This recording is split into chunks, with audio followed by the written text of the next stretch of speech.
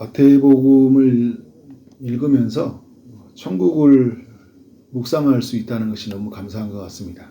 오늘 읽은 18장도 하나님의 백성들이 이 땅에 임한 천국에서 어떻게 살아야 하는지를 알려주고 있어요. 네 가지의 교훈을 오늘 알려주고 있는데, 첫 번째는 어린아이와 같이 자신을 낮추는 겸손의 삶을 살라고 이야기를 합니다. 1절부터 4절이 이것을 교훈하고 있는데요. 예수님은 실물 교육을 시키죠. 어린아이를 불러서 제자들 가운데 세우시면서 우리가 돌이켜 어린아이들과 같이 되지 아니하면 결단코 천국에 들어갈 수 없다. 너희가 그런 표현을 쓰고 있어요. 그럼 어린아이가 갖는 특징이 뭔가요? 자신의 힘으로 할 수 있는 게 별로 없다는 거예요. 어리면 어릴수록 할 수 있는 게 없어요. 할 수 없기 때문에 어떻게 합니까? 부모를 의존하죠.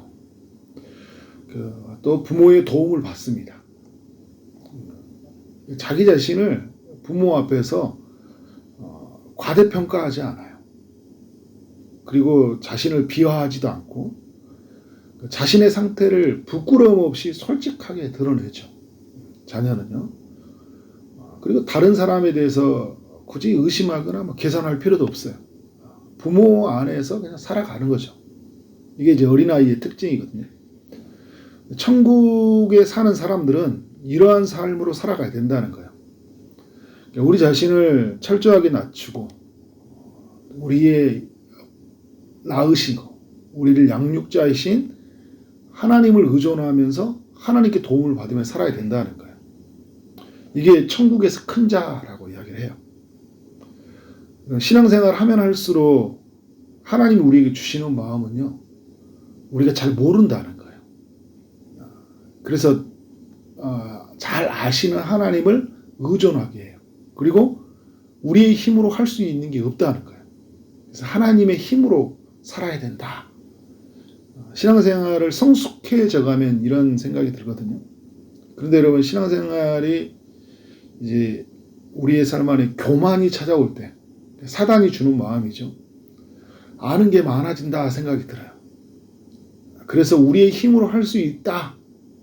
사단이 늘 우리의 마음을 이렇게 꼬이죠.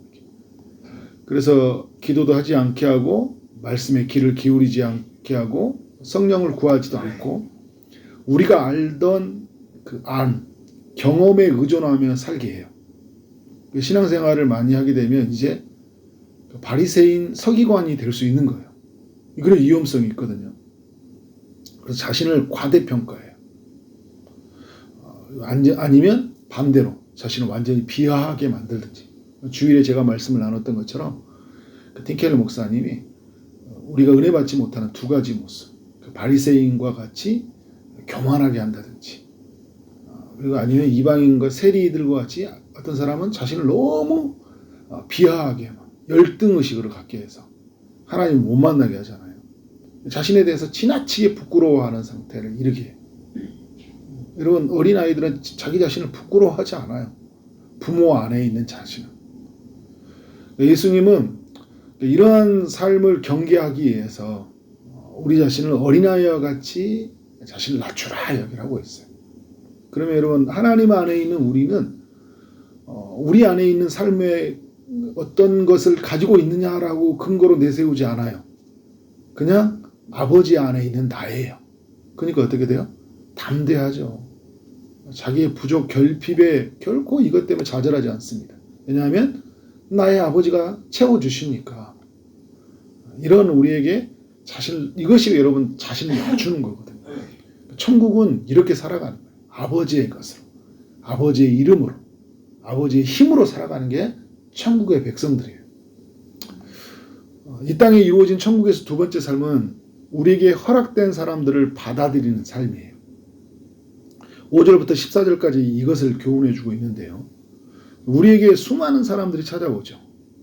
도움이 되고 필요한 사람만 오는 게 아니에요.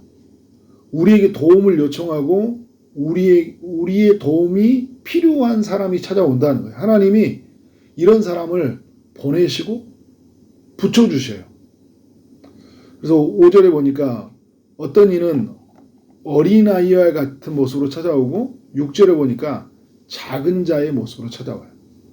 25장에서도 이런 이야기를 하거든요. 천국은 지극히 작은 소자의 모습으로 찾아오는데 헐벗고 굶주린 모습으로 찾아오기도 하죠. 우리가 해야 될 일이 있어요. 5절의 말씀처럼 그들을 어떻게 해야 됩니까? 영접해야 돼요. 맞아들이는 거. 적극적인 의미에서 받아들인다는 거예요. 우리가 허락된 이런 사람들을 받아들인다는 거예요. 하나님의 주권을 믿죠. 그러면 우리에게 허락된 이런 사람들을 어떻게 돼요? 받아들이는 거예요. 하지 말아야 될 행동이 있습니다. 6절과 7절에 나오는 단어, 실족시키는 일이에요. 자, 여러분, 마음을 떨어뜨리게 하는 일이잖아요. 낙심시키는 일이에요. 8절에 보니까 손이나 발로 실족시키지 말라. 9절에 보니까 우리의 눈으로 실족시키지 말라는 거예요. 10절에서 보니까 업신여기는 시선으로 바라보는 거죠. 상대방은 알아요. 우리가 어떤 눈으로 바라보고 있는지를. 우리가 도움이 필요해서 찾아왔는데 벌써 눈부터 틀려. 관심이 없어요. 도우려는 마음이 전혀 느끼지 않아. 그럼 어떻게 돼요? 낙심이 되죠. 이 사람도 나를 받아들일 수 없구나. 그래서 여러분, 이런 눈으로 우리가 바라보지 말라요. 상대를 긍휼히 여기는 마음으로. 주님이 우리를 바라보는 마음으로 사랑하는 자요, 기뻐하는 자라고 하나님이 예수님을 바라보고 예수 안에 있는 우리를 그런 시선으로 주님이 바라보시잖아요. 그런 눈으로 바라봐야 돼요. 그리고 우리가 바라보는 사람은요, 하나님에게 있어서 너무 소중하다는 걸 지금 오늘 본문이 말해줘요. 하나님에게는 잃어버린 한 양이에요. 하나님이 힘겹게 찾은 영혼이에요. 하나님에게는 예수의 피로 산 사람이에요. 예수님 자리예요. 엄청난 가치가 있는 사람이에요. 다만 지금 헐벗고 굶주리고 있을 뿐이에요. 하나님에게는 엄청난 가치가 있는 사람이고, 이 헐벗고 굶주린 사람, 이 마음이 낙심한 사람을 누구로 말미암아 이루어하고 누구로 말미암아 채우기로 원하는 거예요? 바로 나를 통해서 하나님이 하시고자 하는 거예요. 그래서 우리가 해야 될 일은 뭐냐면 그들을 맞이하는 거예요. 따뜻하게 맞이하는 겁니다. 주님을 대하듯이 맞이하는 거예요. 이것이 이 땅에 천국을 살아가는 사람들의 삶의 방식이에요. 나한테 좋은 사람, 필요한 사람만 살아가는 것은 이 세상 사람들의 삶의 방식이에요. 그러나 천국에 사는 사람들은 나에게 허락된 모든 사람들을 맞이하는 거예요. 자, 천국의 세 번째 삶은 뭐냐면 죄를 범한 형제를 온전히 세우는 삶이에요. 15절부터 20절이 이것을 교훈하고 있습니다. 여러분, 복음은 죄를 지은 사람을 정죄에 이르게 해서 심판에 주는 것, 이게 목적이 아니에요. 죄를 지은 사람을 돌이켜서 다시는 죄를 짓지 않게 하는 것, 이것이 목적입니다. 그래서 여러분, 공동체 안에 죄를 지은 사람이 있다. 또 우리 주변에 죄를 지은 사람이 있다. 우리 가족 중에 어떤 사람이 죄를 범했다. 그러면 쫓아내는 게 목적이 아니라 다시는 죄를 짓지 않도록 권면해서 세우는 것이 굉장히 중요합니다. 그래서 누가 막 죄를 지으면 어떻게 저런 사람이 저렇게 우리 공동체에 저렇게 있을 수 있냐고 막 화가 나는 사람이 있어요. 저런 사람을 내버려 두면 안 됩니다. 쫓아내야 됩니다. 굉장히 공의롭고 정의로운 것 같지만 공의와 정의가 담겨있는 그 속에 사랑을 모르고 있는 거예요. 그래서 15절 이하를 보니까 죄를 짓는 형제가 있으면 가서 권하라고 합니다. 권하라고요. 형제를 얻으라고 해요. 형제를 얻으라. 만일 듣지 않으면 어떻게 하라고요? 다른 사람을 데리고 가라고 해요. 목사님 말을 듣지 않아요. 다른 사람 데리고 가봐. 그 사람 말을 들을 수 있다니까요. 그리고 듣지 않으면 어떻게 돼요? 교회에서 말하는 거예요. 교회가 전체가 다 같이 기도하면서 그 사람을 어떻게 하면 변화시키도록, 죄에서 돌이키도록, 다시는 이단에 가지 않도록, 막 이런 것들이 있잖아요. 그죠? 어떻든 권면해서 세워야 되죠. 그럼에도 불구하고 듣지 않으면 그때 이방인과 세리처럼 대하라. 이렇게 하는 거예요. 그러니까 주님이 이런 공동체를 만들기 위해서 주신 것이 있어요. 그것은 뭐냐면 기도라는 무기예요. 그래서 공동체에 문제가 생기면 두세 사람이 모여서 기도하라고 이야기하고 있어요. 같이 공동체가.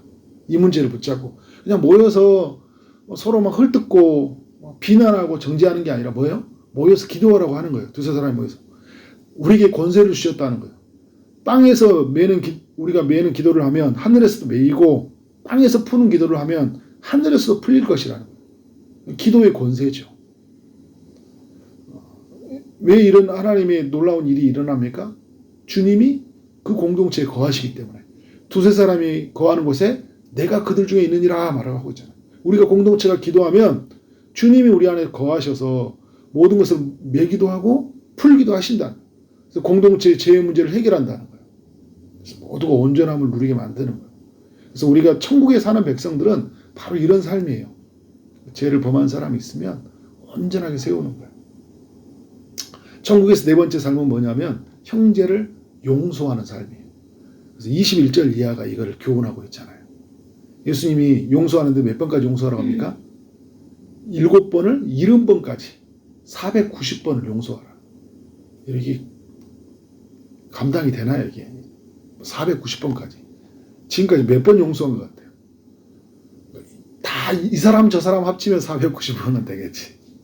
근데 어떤 사람에 대해서 나한테 지나치게 나를 힘들게 해요. 나만 보면 못마땅히 여기는 사람이 있는 것 같아요.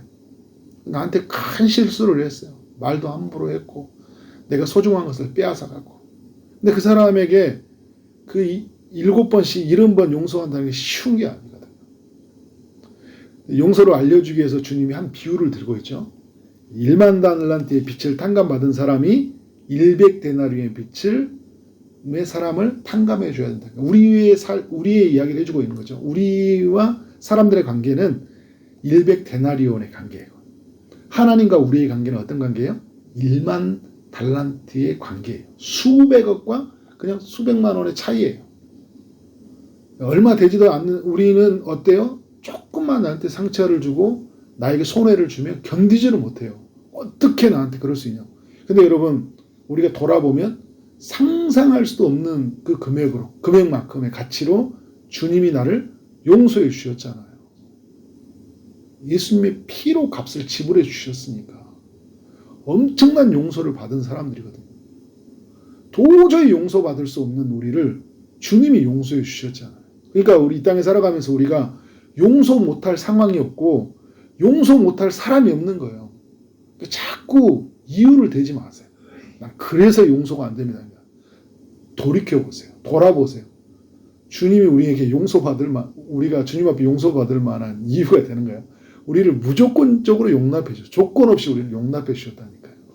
우리는 이런 사람이에요. 더 큰 용서를 받은 사람입니다.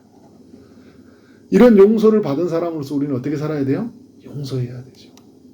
주변에 있는 사람들 용서해야 돼요. 명절 연휴 기간 동안 이제 친척들 만나면 옛날 했던 생각이 나가지고 막 마음이 확 무너지거든요.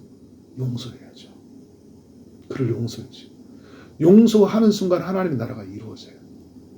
그래서 제가 오늘 네 가지를 나누는데 천국의 삶, 자신을 낮추는 겸손의 삶이고 우리에게 허락된 사람들을 받아들이는 삶이고 죄를 범한 형제를 온전하게 세우는 삶이고 또 용서받은 사람으로서 용서하는 삶. 이게 천국 백성의 삶이거든요. 천국에 들어간 자, 예수님으로 말미암아 천국에 들어갔잖아요. 우리가 죽어서 가는 천국이 아니라 예수를 믿는 순간 우리에게 천국이 시작이 되어져요. 근데 여러분 이걸 좀 다르게 반대로 이야기한다면 오늘 말했던 삶으로 살아가잖아요. 그러면 그곳은 천국이 되는 거예요. 왜 우리가 이렇게 신앙생활을 해도 지옥 같은 삶을 사냐면 이러한 삶이 없기 때문에 우리의 가정에서 일터에서 교회에서 우리 자신을 철저하게 낮추고 어린아이와 같이 허락된 사람들을 용납하고 죄를 범한 사람을 어떻게든지 죄를 돌이켜 세우려고 하고 용서하고 나아가잖아요. 그것이 천국이 되는 거예요. 그래서 이 천국은 누룩처럼 퍼져가고 겨자씨처럼 커져가는 거예요. 그래서 천국은 강력한 힘을 뻗어가요. 다른 사람들이 이런 삶을 보면서 뭘 볼까요? 와, 이게 하나님 나라구나. 예수 믿는 사람들의 삶이 이런 거구나. 그래서 나도 저런 나라는 어떻게 할까요? 저 나라에 들어가서 살고 싶다. 그 나라에 들어가려니까 어떻게 해야 되냐? 예수를 믿으라 할 때 그 이야기가 어떻게 될까요? 복음으로 들리는 거죠. 그러한 삶으로 나아가는 여러분 되어지기를 주님의 이름으로 축원합니다. 아멘. 기도하도록 하겠습니다. 하나님 아버지, 마태복음 18장을 통하여 교훈해 주셔서 감사합니다. 우리가 천국에 들어간 자로서 천국의 삶을 살아가는 삶이 되게 하여 주옵소서. 겸손하게 살게 하여 주시고 우리 허락된 사람들을 다 받아들이는 삶들 살게 하시고 또 죄를 범한 형제를 온전하게 세우고 또 우리가 용서받은 사람으로서 용서하는 삶을 살아가게 하여 주옵소서. 그래서 우리가 거하는 모든 것이 하나님 나라 천국이 되는 기쁨을 누리도록 역사하여 주옵소서. 오늘 또 주의 응답을 기다리는 이들에게 찾아가셔서 일하시되 특별히 육체의 아픔 중에 있는 이들을 주님이 만지시고 고쳐주실 줄 믿습니다. 취업을 준비하는 이들, 결혼을 준비하는 이들, 임신을 준비하는 이들이 있습니다. 하나님 가장 좋은 것으로 응답하여 주옵소서. 오늘 하루 만나는 모든 사람들에게 주님의 사랑이 흘러가게 하시고 주어진 일 최선을 다해 일하게 하심으로 말미암아 하나님께 영광이요 우리 모두에게는 큰 기쁨이 되는 하루 되게 하여 주옵소서. 오늘 교회에서 드려지는 수요 예배에 함께 하시고 성령으로 기름 부어주시고 성령 충만한 시간이 될 수 있도록 축복하여 주옵소서. 예수 그리스도 이름으로 기도를 쌓옵나이다. 아멘.